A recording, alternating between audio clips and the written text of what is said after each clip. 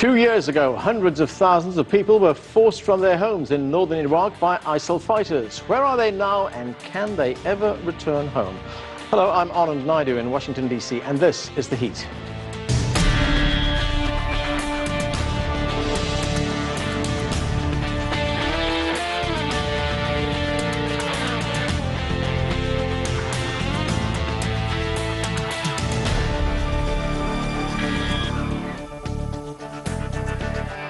ISIL's massacre of the Yazidi people made headlines around the world. In August of 2014, as many as 400,000 Yazidis fled when ISIL fighters captured their town in northern Iraq. Thousands took refuge on nearby Mount Sinjar, while others fled to Turkey, Greece and Europe. ISIL killed at least 5,000 Yazidi men and boys and abducted as many as 7,000 women and girls as sex slaves. UN investigators say ISIL's systematic campaign of murder, rape and enslavement amounted to genocide. CCTV's John Gilmore reports. It's not a life. We are not living until the rest of our people are saved from Daesh. A Yazidi teenager held captive and raped by jihadists is now talking about her 14-month ordeal and appealing for international help. ISIL, also known as Daesh, kidnapped her in 2014, along with 28 family members. The girls were raped when we got to Mosul. They were all taken from their families and raped constantly, and then they were handed out to the emirs who were responsible for the Daesh. Thousands of young women share a similar story, having been sold to slave markets. Young boys who could be converted to Islam were trained as fighters. Teenage boys and men were killed. We found that a consistent pattern where men and boys over the age of 14 were separated from women. They were taken to locations where they were summarily executed. The United Nations says ISIL wanted to wipe out the Yazidis, a Kurdish-speaking community in Iraq that practices an ancient religion. ISIL considers them devil worshippers. Kurdish Peshmerga forces discovered numerous mass grave sites across Sinjar that left no doubt about ISIL's intentions. The Commission concludes that ISIL's abuse of Yazidi men, women and children amounts to genocide, crimes against humanity and war crimes. The United Nations believes as many as 3,000 Yazidi women and children are still being held and abused by ISIL fighters in Syria. International aid organizations are doing all they can to help those who escaped and managed to make it to safety. John Gilmore, CCTV. Our first guest knows firsthand the heartache of having lost loved ones in the Sinjar massacres. During the attacks, many of her extended family members were killed. 19 women and girls were kidnapped. She left Iraq as a young girl, but is helping her people as founder and executive director of the Free Yazidi Foundation. Pari Ibrahim, welcome to the show. Thank you. Let's start in August 2014. That's when ISIL invaded the city of Sinjar in northern Iraq. It was an assault, as we've been reporting, that made headlines around the world. Many people were killed, many fled. You had your extended family there. What happened to them? Well, more than 21 men have probably been killed and are in the massacres. Yeah, more than 19 girls of my family have been taken and sold as sex slaves. These girls were brought to, two of these girls came back, and they were brought to Raqqa, and they were sold as sex slaves. They are raped and abused in the most awful way you cannot imagine. What a hell they have been through. And they came back, and we received them back with open arms, and we hope to receive all the women and girls that are still alive and in captivity. We hope that we can receive them with open arms. And yeah. Now, you say the men were probably killed. You've never been able to find out what happened to them, what their fate was? No, there's no connection at all. And what we have heard from eyewitnesses and girls that have returned is that the men were separated from the women and girls, and eventually they heard gunfires. And also later, the older women were separated from the young girls and young women. And we have been told that the older women are in mass graves and everything has to be still identified even after 2 years. There's no identification or anything of my family members or all the Yazidi community. And of course this happened multiple times across many families and thousands of people were involved when Mount Sinjar was invaded. You were in the Netherlands at that time. When you heard of this invasion, what went through your mind? So in the beginning I stood up, it was around 5 in the morning, and in the beginning I was thinking like, what is going on? Why is everyone talking so loud? And yeah, what's going on? I asked my mother and my father, and they said ISIS entered Sinjar, and I thought, no, it can't be. No one thought that ISIS would enter Sinjar. We were all thinking that they would go towards Mosul, but we were all wrong. And a week before that, even the Yezidis already had the feeling that something was going on, but they were reassured that nothing would happen and they would be protected by the Peshmerga. And eventually, at around 5 in the morning, they were not, and the Peshmerga withdrew. Don't know what the reason is, but the civilians were left unarmed, and so it was that the Yazidis, a genocide was committed by ISIS against the Yazidi population, and a massacre happened. Now, at that point, you hear about this taking place in Mount Sinjar. You're in the Netherlands. At what point did you decide, I need to do something about this? Well, at first I was trying to contact all media sources in Holland and around the world, like, what is happening? Why is no one putting this on the, why aren't the voices of the Yazidis being heard? And there's no media attention at all. So we started together with other Yazidis around the world to raise awareness, going to Brussels and demonstrate that something must be done for the Yazidis. And eventually, so I started the Free Yazidi Foundation alone, and now I have a great board, and all different organizations are helping us to help the Yazidi population, and we do a lot of advocacy work for this.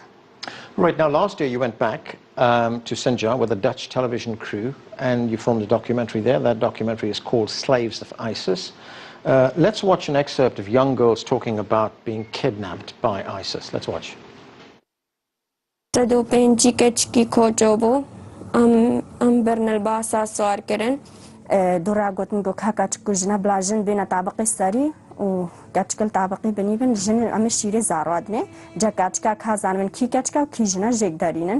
حاتم كنانيف مدى هرتق چارتاتن پنجتان بكيفا خوشخورا اختارت كنو كاتشكت بره ما قوتا حراسكي ما قو هني تشلوق نسمو او قو خده ويتا زواجي وزواجي مقو ليداني ملوادن قو هاتي تشتي بيس ويبواقن هوني طلبا دين ويلواقن.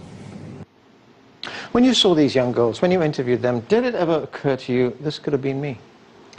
Yes, of course, because ISIS was systematically killing the Yazidis and taking the women as sex slaves. They even said it in their Dabiq number 4. They say, we wanted to eradicate the Yazidis because they are devil worshippers and non-believers. So yes, I am Yazidi. It could have been me if I lived there in Sinjar. Why did ISIS invade that part of Iraq? Was there some kind of strategic benefit in their battle to take that? What was the reason? So everyone is asking, why did Sinjar go to the Yazidis and why did they not go to Mosul? Right. We do not know what the reason is. Eventually we see that they got what they wanted. They wanted to eradicate the Yazidis, but thank to God, eventually America stood up and they started airstrikes against the ISIS. And so, together with the YPG and the PKK, they could open a corridor, and eventually all the Yazidis who were on top of the mountain could flee through the corridor to a safer place in Kurdistan. And how long did that take? Because the invasion took place in August of 2014. So at what stage was that, did they find relief? That was after many days. I think it was after 9 or 10 days. And then finally, but I mean, they were too late, of course. But if they did not act at that moment, much worse things could have happened, as if this is not worse. The girls are living in a hell. But I mean, like, at least now some Yazidis have been spared. Right, in the documentary you also spoke with an elderly woman who lived on the top of Mount Sinjar. Let's take a listen to what she had to say.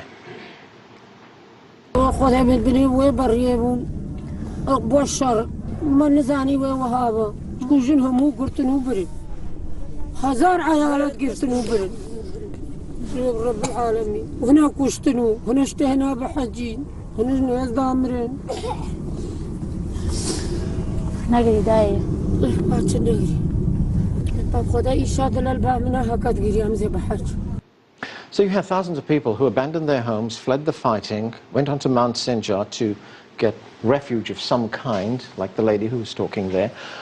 What's happened to them? Have they been able to return to their homes?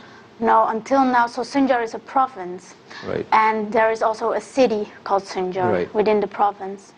They have liberated some areas and also the city of Sinjar, but until now ISIS is in Sinjar. And the Yazidis cannot go back home because everything is demolished. There's nothing left to live. And even ISIS has put in landmines in houses and on the roads so that if the Yazidis would return to their homes, they would be killed anyway. So I myself think, and I'm the executive director of the foundation, I think that even after 3 years, my people cannot go back to their homes.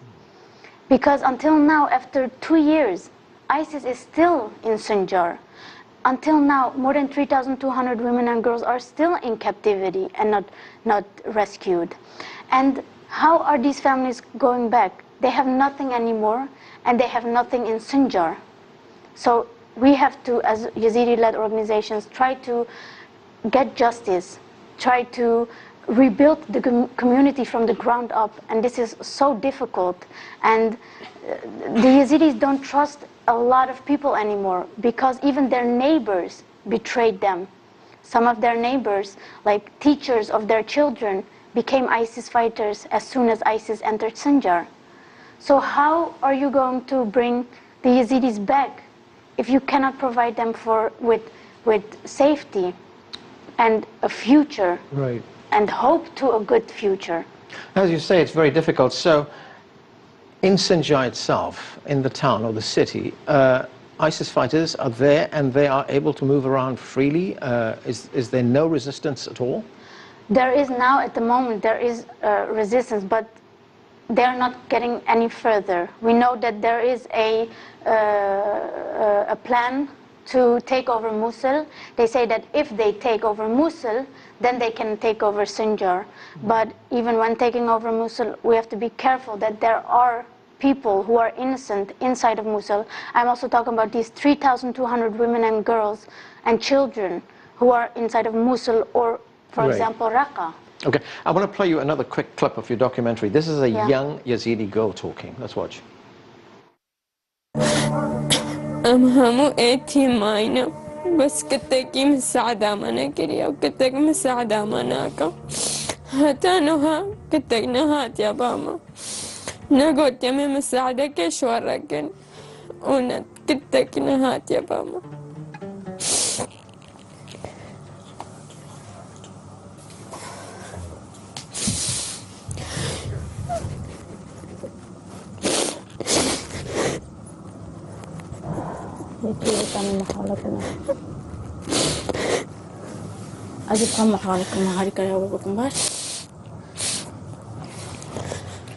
Young girl there, sounding totally hopeless. Didn't get help then, didn't get help now.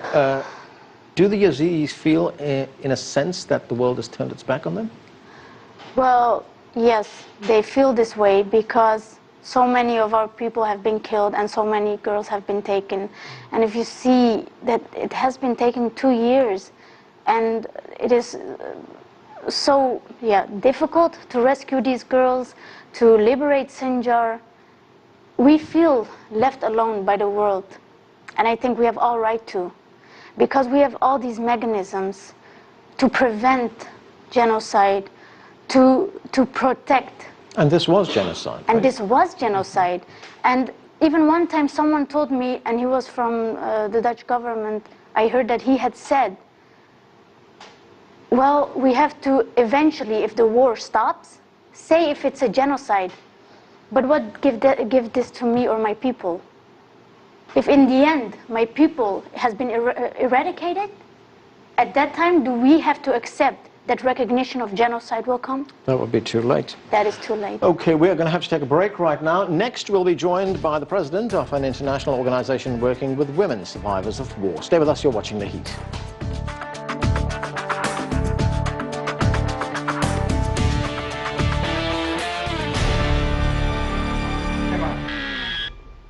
Well, welcome back to The Heat. We're discussing the plight of Iraq's Yazidi people who were slaughtered by ISIL in 2014.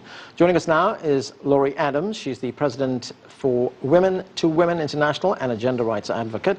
Also with us, staying with us, is Pari Ibrahim, the founder of the Free Yazidi Foundation. Thanks to both of you. Laurie, let me start with you. You and your organization have worked with survivors of wars. When you look at this particular case among the Yazidis here, what are the unique challenges that they face? Well, I think, as you've just been discussing, the Yazidi people actually faced an absolute genocide. That's similar to our situation that we had in Rwanda, where the people we worked with also were survivors of a genocide. There are other forms of terrible violence that aren't genocide, but I do think that the Yazidi people and their experience of genocide, it makes that a case that's an important part of that case. Now, we were founded after the Bosnian rape camps by an Iraqi survivor of violence herself, who felt absolutely compelled to do something. And I think in this video that we've just seen and what Pari's been talking about, the experience that people feel desperately alone without any recourse, particularly if they're a minority ethnic group that has been experiencing genocide, the feeling that nobody cares. And Women for Women was founded to say, that's not the case. There are people all over the world that care. We have supporters in 120 countries, more than 300,000 supporters who support more than 447,000 women to say, we are here, we care, and we provide an opportunity for people to say, I want to make a difference, I want to bring about change. So the Yazidi plight is a particularly critically important one right now, and we've started in the last year. We're lucky to found the Free Yazidi Foundation doing this excellent work, and so partnered with them to say, we have absolutely got to speak out as citizens of a global community to say this is unacceptable, and we want to help. Pari, you testified at the United Nations before a hearing there. That was in Geneva. Let's listen to part of your testimony.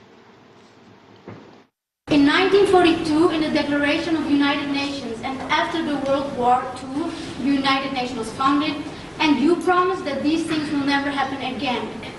You all agreed to the agreements to defend life, liberty, independence, religious freedom, and to preserve human rights and justice in all lands. And that you are now engaged in a common struggle against savage and brutal forces seeking to subjugate the world. Then may I ask, all of you, why did this happen, genocide upon the Yazidi people? And why is it still happening? So you posed the question there right at the end, why is it still happening? Did you get an answer to that? No, and I think until now we did not get an answer because the UN Security Council could refer the Yazidi genocide case to the International Criminal Court, and until now they did not do it. They recently bring out a report that it is genocide against the Yazidis, but I mean, we have the responsibility to protect the people. And there is an ongoing genocide.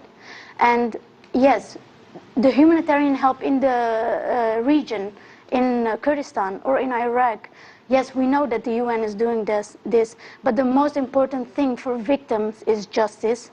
And the UN Security Council could do a lot for this. Laurie, an organization like yours, it brings a lot of attention to what is happening to people like the Yazidis in northern Iraq. What kind of response do you find you're getting? I mean, I think we have an incredible response from people, and it's absolutely wonderful that in the short time that we've been working with the Free Yazidi Foundation, we've already been able to raise enough support for to support 640 women in a women's center that we've built with the Free Yazidi Foundation. And opportunities like this to help get the message out, to bring more support, are very, very important. We really have found over the course of time, I mean, it can seem impossible and it's certainly taken too long for us to respond, but it is when citizens speak up, when we care, when we show that we care, when we show that this matters to us, that's when we get the political will and the accountability of our governments to stop these atrocities. And Pari, what would you like to see from the international community? Well, I would like to see from the international community that the important thing is that Yazidi-led organizations like ours are getting no funding or anything because we are only for Yazidis. We started this foundation because the Yazidis suffered a genocide, and they are telling us that we have to help other people, like Muslims that come from Iraq who flee now to Kurdistan, etc. I do not think that you can ask that from an organization that is helping people suffering from a genocide. And it is also important that we are talking about resettlement of the Yazidi people. After 2 years they are living in IDP camps. Some children cannot go to school. They are missing so much in their life. And if we continue like this, we can ask ourselves if these children, do they have a future? So I think resettlement in America or Europe is a big question, that we want resettlement for these people who want to go towards Europe for a better future if they cannot have it in Kurdistan. So Laurie, an organization like yours, on the one hand, you bring awareness to a major crisis. On the other hand, you have to deal with that crisis yourself. And as Pari has been telling us, a lot of this among the Yazidis involved sexual violence. So what is the most important need that people what is the important thing that needs to be addressed among people who've been subject to this kind of violence? Well, one of the unique things, I mean, of course, men are killed, women are violated, women are killed. So, but one of the particular things that comes with rape, because of the way that we've all been raised, is the shame. The absolute feeling that you somehow brought this on yourself, that your society and your community will not accept you. And it's very important that the Free Yazidi Foundation is working with the community, and the Yazidis are saying, no, come back, we will accept you. That does not always happen. So you find, for example, in DRC, in the Congo, in Rwanda, people are brutally raped by marauding armies and armed forces, and yet they don't even feel they can speak out because they're afraid they will not be accepted back. They feel that their honor has been destroyed. Now, obviously, that's ridiculous. My honor is not destroyed if someone else attacks me. However, that is the belief system of very many societies in our world. And so that sense of we have to change those social norms, we have to change those attitudes and beliefs, but we also have to provide acceptance. It's incredible, but I spoke to a survivor of the genocide in Rwanda, and she said, well, I actually joined your one-year program because I felt so alone. And now this was this incredible businesswoman now. She was now running this huge beekeeping cooperative. She was a leader in her own right. But she said the most important thing for me was the connection to other people and to feel that I could be part of helping other women solve their problems.